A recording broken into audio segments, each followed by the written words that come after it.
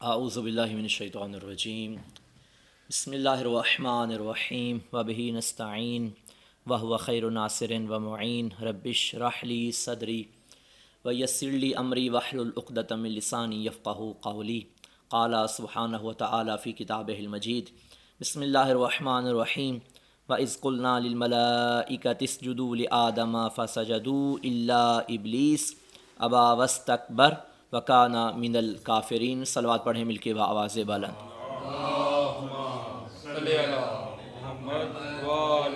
ناظرین کرام، تمام تعریفیں ہیں اس ذات وحدت کے واسطے جو شب کی تاریکی میں سیاہ چٹان پر رینگنے والی سیاہ چیونٹی کی آہٹ کو بھی سنتا ہے۔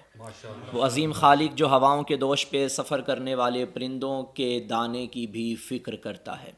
وہ پروردگار کون و مکان جو سمندروں میں رنگ بدلنے والی مچھلیوں کی ضرورتوں کو بھی جانتا ہے۔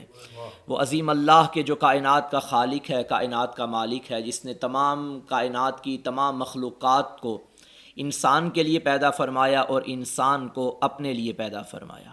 وہ انسان جسے اللہ نے بنانے کے بعد 4 قسمیں اٹھانے کے بعد ارشاد فرمایا وَالتِّینِ وَالزَّیتُونِ وَطُورِ سِینِین وَہَٰذَا الْبَلَدِ الْأَمِینِ لَقَدْ خَلَقْنَا الْإِنسَانَ فِی أَحْسَنِ تَقْوِیم۔ اسی کے فوراً بعد فرمانے لگا ثُمَّ رَدَدْنَاهُ أَسْفَلَ سَافِلِینَ۔ ایک مقام پہ فرمایا کہ ہم نے انسان کو احسن تقویم خلق فرمایا، اور پھر فرمایا ثُمَّ رَدَدْنَاهُ أَسْفَلَ سَافِلِینَ، پھر اس کو ہم نے گھڑے میں دھکیل دیا۔ یعنی ایک انسان اشرف بھی ہے، افضل بھی ہے، تو مفضول کیسے ہو گیا؟ تو کچھ معیارات اللہ نے قرآن مجید میں بیان فرما دیے۔ اگر ان معیار پہ ان علامتوں پہ اس معیار پہ پورا اتریں گے تو یقیناً ملائکہ سے بھی افضل ہو جائیں گے، اور اگر اس معیار پہ پورا نہ اتریں گے تو یقیناً جانوروں سے بھی بدتر ہو جائیں گے۔ انسان کو اللہ نے اپنی جانب سے اشرف بنا دیا، لیکن اب انسان کے اختیار میں ہے وہ 2 راستے جو اللہ نے انسان کو دکھائے تھے۔ اب ان 2 راستوں میں سے ایک کا انتخاب کرنا انسان کا کام ہے۔ اگر تو شکر کے راستے پہ چلے گا تو یقیناً اشرف المخلوقات بن جائے گا، اور اگر کفر کے راستے پہ چلے گا تو جانوروں سے بھی بدتر ہو جائے گا۔ وہ عظیم اللہ کے جس نے انسان کو بنایا، یہ چرند، یہ پرند، یہ دریا، یہ ملک، یہ فلک، یہ عرش، یہ کرسی، یہ آفتاب و مہتاب، یہ جنگل، یہ پہاڑ، یہ ارض و سما، اور جو کچھ زمین و آسمان کے درمیان میں ہے، سب بندے کے لیے بنایا۔ لیکن بندے کو بھیجنے کے بعد بندے سے کوئی تقاضا نہیں کیا، بندے سے کوئی مطالبہ نہیں کیا کہ بندہ خدا میں زمین پہ بھیج رہا ہوں، تو جا کر میرے نام اتنی زمینیں کروا دے تو میں راضی ہو جاؤں گا، تو جا کے یہ کر تو میں راضی ہو جاؤں گا۔ جس طرح دنیا میں دیکھا جاتا ہے، ایک انسان اگر دوسرے انسان کو اپنے ماتحت دیکھے تو یقیناً کوئی لالچ رکھتا ہے، کوئی اس سے تقاضا کرتا ہے کہ اگر دوسرا انسان ایسا کرے گا تو پہلا انسان دوسرے انسان کو عزت بھی دے گا اور شہرت کی بلندیوں پر بھی لے جائے گا۔ لیکن اللہ نے انسان کو عزت دینے کے لیے مادی مفاد نہیں رکھا کہ تم یہ کرو گے تو میں راضی ہو جاؤں گا، نہ ایک مطالبہ رکھا، اے بندہ میں تجھے بندہ بنا کے بھیج رہا ہوں، پلٹ کے جب میرے پاس آنا تو بھی بندہ بن کر آنا۔ یعنی اللہ نے بندے سے صرف بندگی کا تقاضا کیا ہے۔ وَمَا خَلَقْتُ الْجِنَّ وَالْإِنسَ إِلَّا لِيَعْبُدُونَ، لِيَعْبُدُونَ میں مفسرین نے لکھا لِيَعْرِفُونَ، یعنی عبادت ہو تو وہ عبادت ہو جو معرفت کے ساتھ ہو۔ تو ناظرین کرام، گزشتہ ایام میں، گزشتہ تفاسیر کے دروس میں ہم نے چند قرآن مجید کی آیات آپ کے سامنے عرض کیں اور تلاوت کرنے کا شرف حاصل ہو، اور آپ نے بھی بھرپور ملاحظہ فرمایا۔ ان آیات میں جو چیزیں ہم تک پہنچیں وہ یہ کہ انسان کو اللہ نے مسجود ملائکہ بنایا، اور مسجود ملائکہ بنانے کی وجہ انسان کا علم ہے۔ وہ انسان یعنی ابو البشر حضرت آدم علیہ السلام کہ جسے اللہ نے ہادی بنا کر اس روئے زمین پر بھیجا۔ آج آیت نمبر 34 ہم نے آپ کے سامنے تلاوت کی۔ خالق کائنات ارشاد فرما رہا ہے اور اس وقت کو یاد کرو۔ وَإِذْ کا لفظ جب بھی آتا ہے یہ کسی وقت کی یاد دہانی کروائی جاتی ہے۔ وَإِذْ أَخَذَ اللَّهُ مِيثَاقَ النَّبِيِّينَ، وہ یاد کرو جب ہم نے نبیوں سے عہد لیا تھا۔ اسی طرح اس آیت میں ہے وَإِذْ قُلْنَا، یاد کرو وہ وقت جب ہم نے کہا تھا لِلْمَلَائِكَةِ اسْجُدُوا، ملائکہ سے کہا تھا کہ سجدہ کرو، لِآدَمَ، آدم کو سجدہ کرو، فَسَجَدُوا إِلَّا إِبْلِيسَ، بس تمام ملائکہ نے سجدہ کیا سوائے ابلیس کے۔ ابا واستکبر، اس نے انکار کیا اور تکبر کیا۔ وَكَانَ مِنَ الْكَافِرِينَ، اور کافروں میں سے ہو گیا۔ تمام ملائکہ کو حکم ہوا ہے کہ آدم کو سجدہ کرو۔ اب دیکھیے، آپ گزشتہ دروس میں ہم نے عرض کیا تھا کہ انسان کی تخلیق سے قبل دو طرح کی مخلوقات موجود تھیں، جن بھی موجود تھے اور ملائکہ بھی موجود تھے. یہ اپنے دونوں مخلوقات کو ذہن میں رکھنا ہے تو اس آیت کے سننے کا اور سمجھنے کا لطف آئے گا. ملائکہ بھی موجود ہیں، جنات بھی موجود ہیں. اللہ ارشاد فرما رہا ہے میں نے ملائکہ سے کہا آدم کو سجدہ کرو، بس سب نے سجدہ کیا سوائے ابلیس کے. اس نے انکار کیا اور تکبر کیا اور کافروں میں سے ہو گیا. بس خلافت الہیہ جو ہمارا کل موضوع تھا، خلافت الہیہ کے منصب پر فائز ہونے کے بعد سب سے پہلے آدم علیہ السلام کو بحکم خدا فرشتوں کو علم الاسماء کی تعلیم دی. یعنی آدم نبی سے کہا، فرمایا کہ ملائکہ کو تعلیم دو اسماء کی. بس حضرت آدم علیہ السلام نے اسماء کے علم کی تعلیم دی. پھر فرشتوں کو حکم ملا کہ وہ آدم کو سجدہ کریں. اب دیکھیے سجدہ اگر ربوبیت کی نیت سے کیا جائے تو یہ عبادت ہوگی، ٹھیک ہے. اور اگر یہ سجدہ تکریم کی وجہ سے کیا جائے، تعظیم کی وجہ سے کیا جائے، آیا تعظیمی سجدہ جائز ہے یا جائز نہیں ہے یہ ایک الگ بحث ہے. لیکن اللہ نے جو ملائکہ سے کہا تھا کہ آدم کو سجدہ کرو، یہ کون سا سجدہ تھا؟ اگر تو ملائکہ حضرت آدم کو رب سمجھ کر سجدہ کریں تو گویا وہ عبادت کر رہے ہیں آدم کی. اللہ کبھی بھی یہ اجازت نہیں دیتا کہ وہ غیر اللہ کہ اس کی مخلوق غیر اللہ کو رب سمجھ کے سجدہ کرے. جب وہ اجازت نہیں دیتا تو یہاں اللہ حکم دے رہا ہے، تو نتیجہ یہ نکلا یہ جو اللہ کا حکم ہے یہ حضرت آدم علیہ السلام کو رب سمجھ کر سجدہ کرنے کا حکم نہیں ہے، بلکہ حضرت آدم علیہ السلام کی طرف رخ کر کے سجدہ کرنے کا حکم ہے. رخ کر کے سجدہ کرنا اور بات ہے، اور جس کی جانب رخ کیا جا رہا ہے اسے سجدہ کرنا اور بات ہے.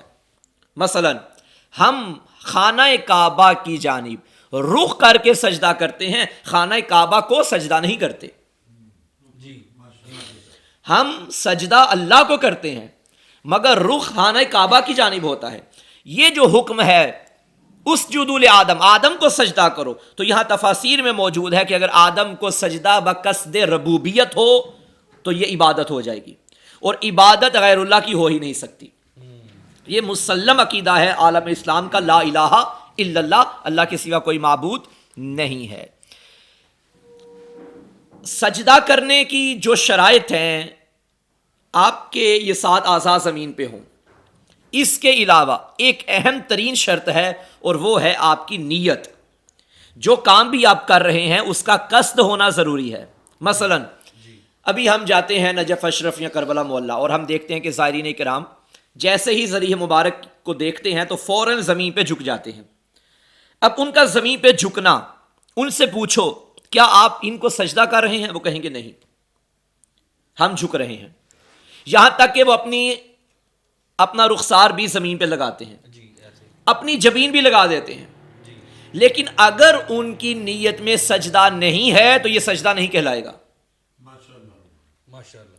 کیونکہ جب بھی کوئی عبادت کی جائے عبادت کی نیت ہونا ضروری ہے.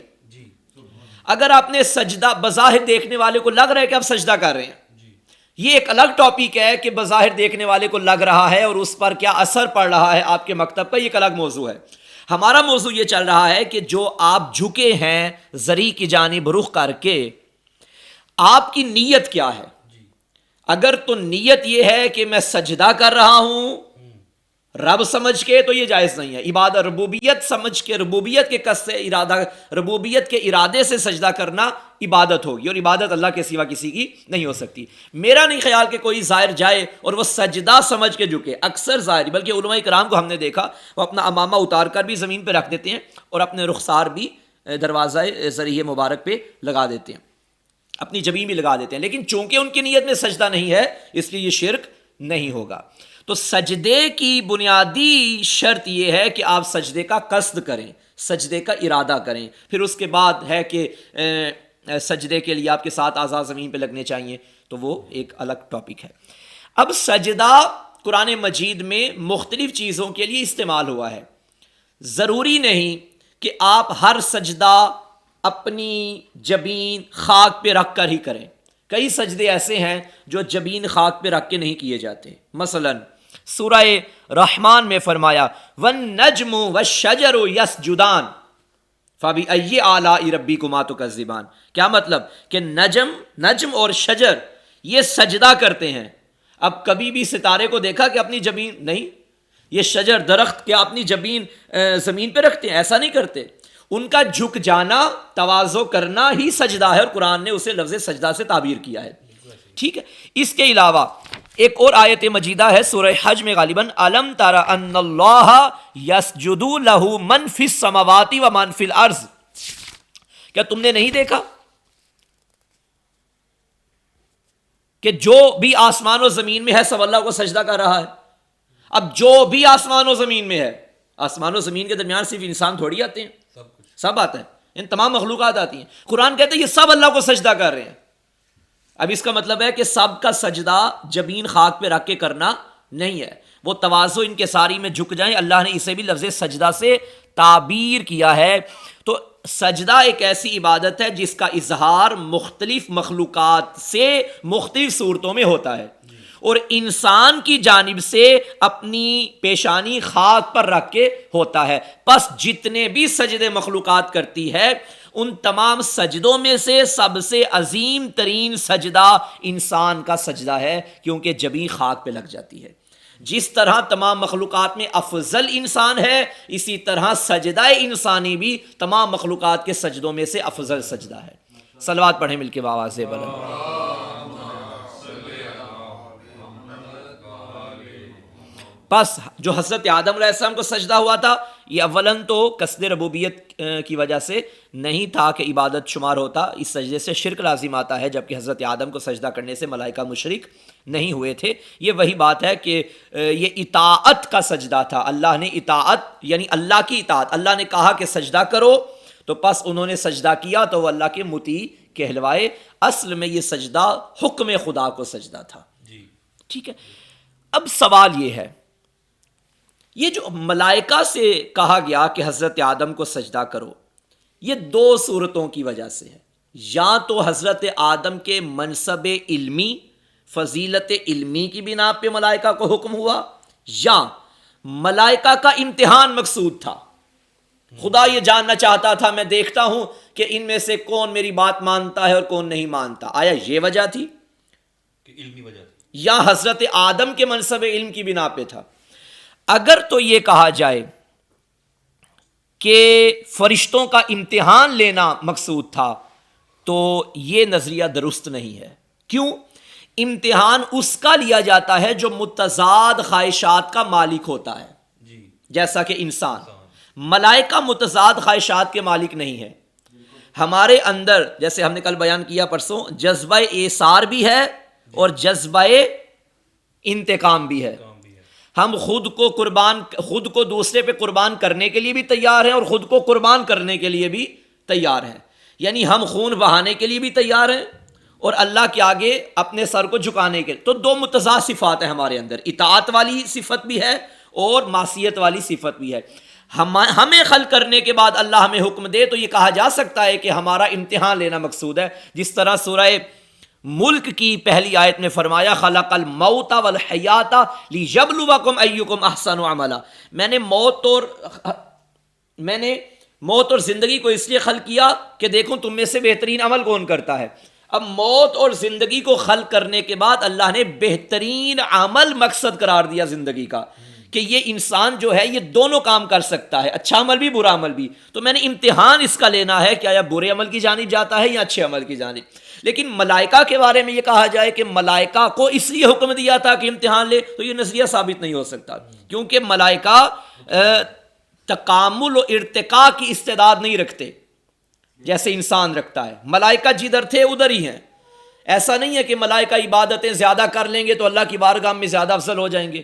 نہیں، انسان کے اندر یہ شرف ہے کہ وہ تقویٰ کی منزل پہ پہنچتا چلا جائے گا اور اللہ کی بارگاہ میں صاحب عزت بنتا چلا جائے گا. ان اکرمکم عند اللہ اتقاکم کی روح سے. تو فرشتے نہ تو مختلف خواہشات رکھتے ہیں، نہ ارتقاء کی استعداد رکھتے ہیں، اور نہ ہی نافرمانی پر قادر ہیں. ٹھیک ہے، اس لیے یہ نظریہ درست نہیں ہے. پس اللہ تعالی جب کسی بندے کو آزمائش میں ڈالتا ہے نا، بندے کو، تو اس کو ارتقائی منازل تک پہنچانا مقصود ہوتا ہے. آپ دیکھ لیجئے کہ ہمیں زندگی میں ایسی ایسی آزمائشیں مصیبتیں آتی ہیں کہ ان آزمائشوں کے بعد یہ انسان پہ ڈیپینڈ کرتا ہے، یا تو بالکل تنزلی میں چلا جاتا ہے یا ترقی. یہ ترقی مادی ترقی کی بات نہیں کر رہا، روحانی ترقی. اگر تو وہ آزمائشوں کے بعد بھی اسی طرح صبر کرے، اسی طرح اللہ کا شکر ادا کرے جیسے آسائشوں میں کرتا ہے، تو یقیناً ان آزمائشوں کے خاتمے کے بعد اللہ کی ذات اس سے روحانی و معنوی طور پہ ارتقاء کی منزل تک پہنچا دیتی ہے.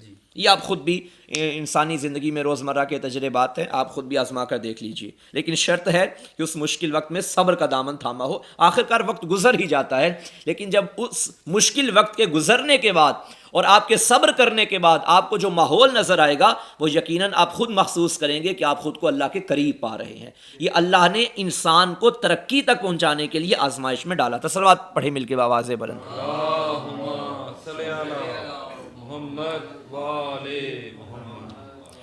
اب میں نے ایک بات کی کہ ملائکہ کو اس لیے حکم نہیں دیا تھا کہ ان سے نافرمانی کی تو امید ہے ہی نہیں، یعنی ان کا امتحان لینا مقصد نہیں ہے.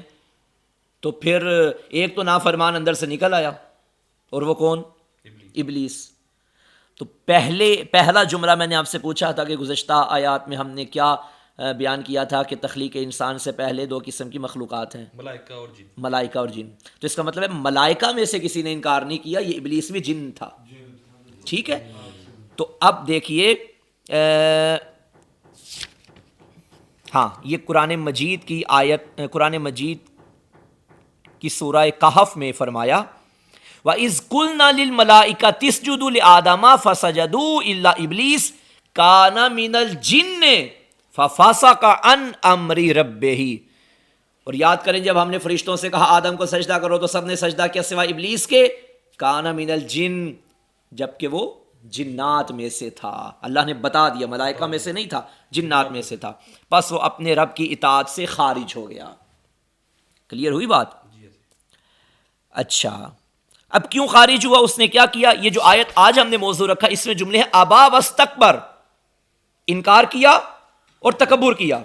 ٹھیک.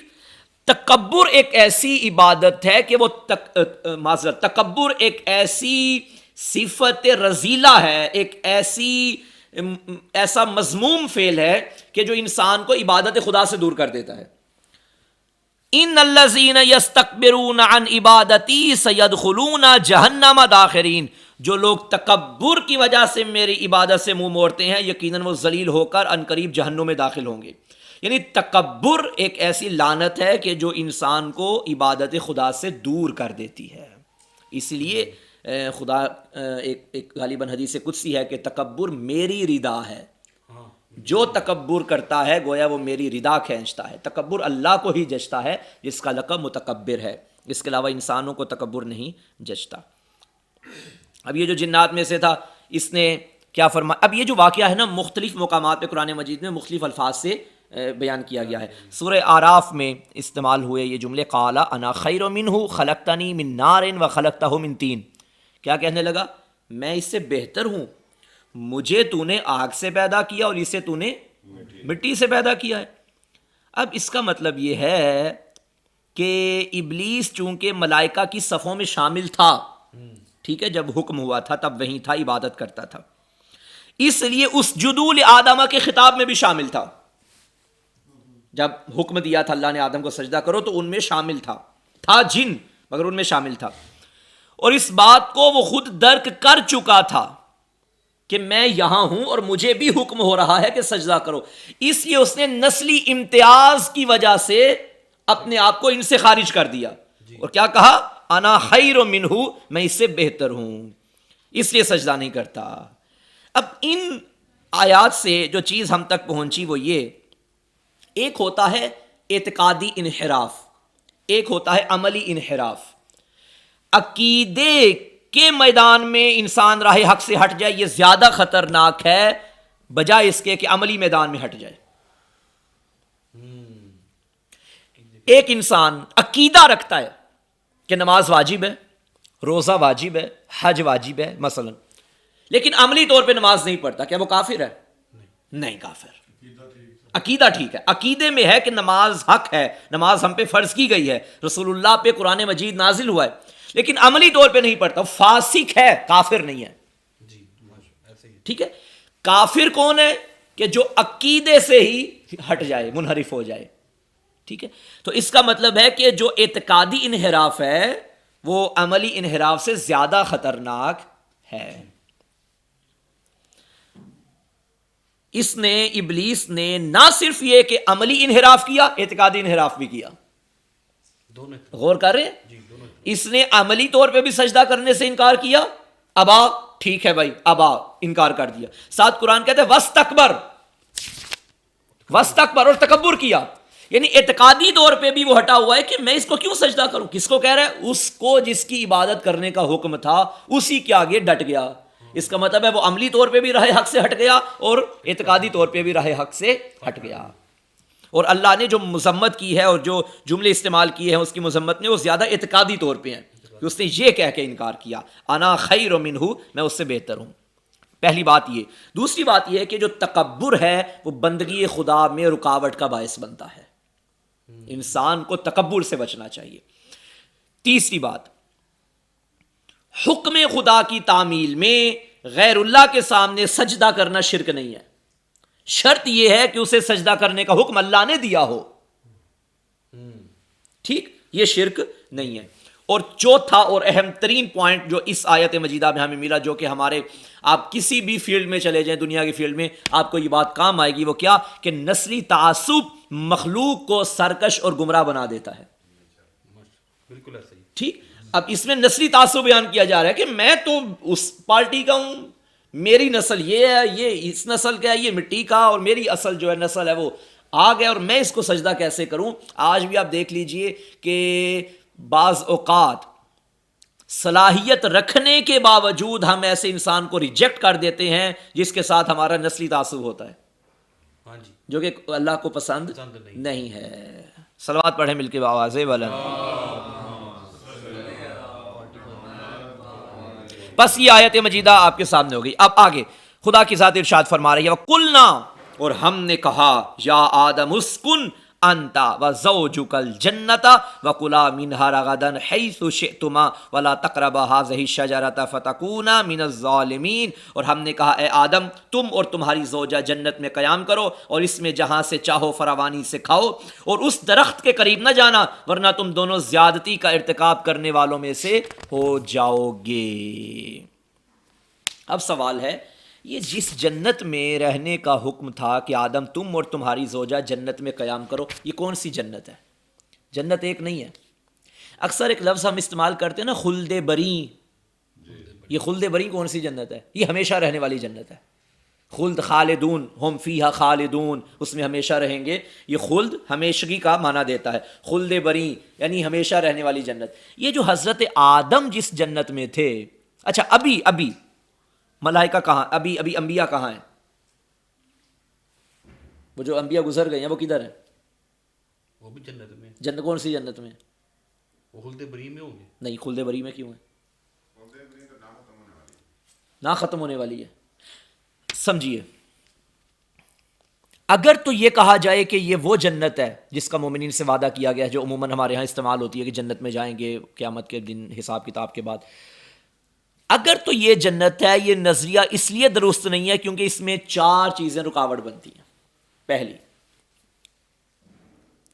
اولاً جیسے انہوں نے بیان کیا کہ یہ جنت ابدی جگہ ہے، خلد ابدی جگہ ہے، وہاں داخل کرنے کے بعد نکالنے کا کوئی تصور نہیں ہے.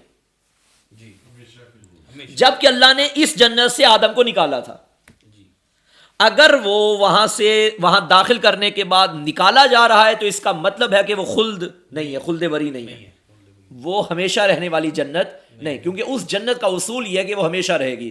لفظ ہمیشہ رہے گی اس بات کی دلیل ہے کہ داخل کر کے نکالا نہیں جائے گا. ٹھیک، پہلی دلیل یہ. دوسری دلیل، جنت ہمیشہ رہنے والی جنت اعمال کی جزا کے نتیجے میں ملتی ہے، جبکہ حضرت آدم علیہ السلام کو یہ جنت کسی عمل کی جزا کے نتیجے میں نہیں ملی تھی. آدم تو یہ کر اور اس کے نتیجے میں تو جنت میں جائے گا، جنت ملے گی، ایسی جنت وہ نہیں تھی. لہٰذا یہ تصور بھی اس نظریے کو غلط ثابت کر ہے. اچھا، احادیث بھی معصومین کی بہت زیادہ ایسی ہیں جن سے یہ ثابت ہوتا ہے کہ یہ جنت خلد نہیں تھی، خلد بری نہیں تھی. ٹھیک ہے، یہ بھی ایک دلیل ہے ہمارے پاس احادیث.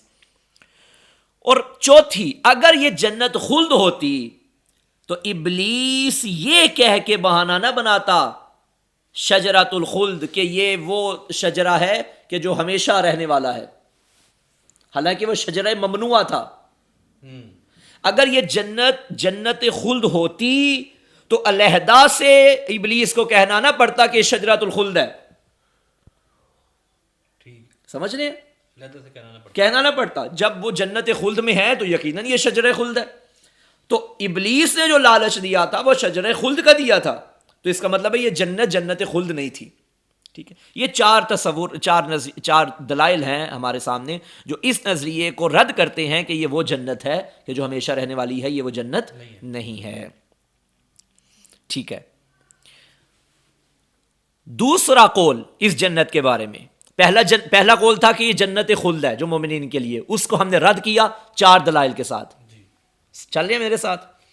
دوسرا قول یہ ہے کہ یہ دنیا کے باغات میں سے ایک سرسبز باغ ہے، ٹھیک ہے، جسے اللہ تعالیٰ نے حضرت آدم کے لیے خلق فرمایا تھا، اسپیشل حضرت آدم کے لیے بنایا تھا دنیا میں۔ اس کی دلیل میں ہم امام صادق علیہ السلام کا ایک فرمان پڑھتے ہیں، اللہم صلی علی محمد وآل محمد۔ علل الشرائع میں مولا کا یہ فرمان ہے، آقا نے فرمایا جنت من جنات الدنیا تطلع فیہا الشمس والقمر ولو کانت من جنات الخلد ما خرج منہا ابدا۔ یہ دنیا کے باغات میں سے ایک باغ تھا جس میں آفتاب اور ماہتاب بھی طلوع ہوا کرتے تھے، اگر آخرت کی جنت ہوتی تو وہاں سے نکالے نہ جاتے۔ یہ امام صادق علیہ السلام کا فرمان ہے۔ تو امام نے اس آیت کی تفسیر میں یہ بیان فرمایا کہ دنیا کے باغوں میں سے ایک باغ ہے، لہٰذا دوسرا یہ نظریہ جو کہ امام صادق علیہ السلام کی تائید حاصل ہے۔ تیسرا، دنیا کی جنت ہونے کا مطلب ہرگز یہ نہیں ہے کہ یہ جنت زمین پہ تھی۔ سمجھ رہے ہیں میری بات یا نہیں؟ زمین پہ تھی، یہ ہرگز مطلب نہیں، یہ مطلب نہیں ہے کہ دنیا کی جنت ہے تو اس کا یہ مطلب ہے کہ یہ جنت زمین پہ تھی۔ ارتھ پہ تھی۔ ہاں دیکھیں، یہ کرۂ ارض ہے، اس کرۂ ارض کے علاوہ بھی بہت سارے کرات ہیں، جی ٹھیک ہے، ممکن ہے کہ یہ کسی اور کرہ پر ہو، کیونکہ اگر کرۂ ارض پر ہوتی تو اگلی آیت میں اہبتو کا لفظ استعمال نہ ہوتا۔ اہبتو میں ابھی اگلی آیت میں استعمال کروں گا، پھر آپ کو اس کی سمجھ آئے گی۔ چنانچہ یہ خود اس بات کی دلیل ہے کہ جنت کسی اور کرہ پر تھی۔ یہ اہبتو کا لفظ ذہن میں رکھنا ہے آپ نے، اگلی آیت میں انشاءاللہ میں آسانی سے سمجھا لوں گا۔ بات پہنچ رہی ہے نا؟ یہ پہنچ رہی ہے۔ صلوات پڑھیں مل کے بآواز بلند۔ تو ابھی تک 3 نظریوں میں ہم اس نظریے کے قائل ہیں جو امام صادق علیہ السلام کے فرمان کی روشنی میں ہمیں جس کی تائید حاصل ہے کہ یہ دنیا کے باغوں میں سے ایک باغ ہے۔ بس یہ تو طے ہو گیا کہ دنیا کے باغوں میں سے ایک یہ باغ ہے، لیکن یہ ضروری نہیں کہ دنیا کا باغ زمین پر ہو، ممکن ہے یہ کسی اور کرہ پر بھی ہو۔ اس کی دلیل یہ ہے کہ اہبتو کا لفظ استعمال ہوا ہے ان کے لیے۔ اب آئیے یہ اہبتو کہاں استعمال ہوا ہے؟ فَأَزَلَّهُمَا الشَّيْطَانُ عَنْهَا فَأَخْرَجَهُمَا مِمَّا كَانَا فِيهِ وَقُلْنَا اهْبِطُوا، اہبتو آ گیا نا، وَقُلْنَا اهْبِطُوا بَعْضُكُمْ لِبَعْضٍ عَدُوٌّ وَلَكُمْ فِي الْأَرْضِ مُسْتَقَرٌّ وَمَتَاعٌ إِلَىٰ حِينٍ۔ پس شیطان نے ان دونوں کو وہاں سے پھسلا دیا، پھر جس نعمت میں وہ دونوں قیام پذیر تھے اس سے ان دونوں کو نکلوا دیا، اور ہم نے کہا وَقُلْنَا اهْبِطُوا، اور ہم نے کہا نیچے اتر جاؤ۔ نیچے اتر جاؤ، ٹھیک، یہ میں نے کہاں لفظ استعمال کیا تھا؟ نیچے اہبتو کی، اہبتو کس کی تردید میں؟ کہ ضروری نہیں ہے کہ یہ زمین پر جنت ہو۔ یہ اوپر ہو، اگر زمین پر جنت ہوتی تو اللہ اہبتو کا لفظ استعمال نہ کرتا کہ نیچے اتر جاؤ۔ اس کا مطلب ہے یہ کسی اور کرہ پر زمین تھی، کرۂ ارض پر زمین، کرۂ ارض پہ جنت نہیں تھی، کسی اور کرہ پر جنت تھی۔ ہم نے کہا نیچے اتر جاؤ، بعضکم لبعض عدو، تم ایک دوسرے کے دشمن بن کر، ٹھیک ہے، نیچے اتر جاؤ۔ وَلَكُمْ فِي الْأَرْضِ مُسْتَقَرٌّ وَمَتَاعٌ إِلَىٰ حِينٍ، اور ایک مدت تک زمین میں تمہارا قیام اور سامان زیست ہوگا۔ ایک مدت تک زمین میں تمہارا قیام ہوگا اور سامان زیست یعنی زندگی کا سامان ہوگا، نیچے اتر جاؤ، زمین پہ اتر جاؤ۔ یہ اہبتو کا لفظ بتا رہا ہے کہ وہ جو اللہ نے آدم کے لیے خاص جنت بنائی تھی وہ کسی اور کرہ پر تھی، کرۂ ارض پر نہیں تھی، اور یہ وہ اصل جنت نہ تھی جس کا مومنین سے وعدہ کیا گیا ہے، بلکہ یہ خاص حضرت آدم کے لیے ہی بنائی گئی تھی۔ صلوات پڑھیں مل کے بآواز بلند۔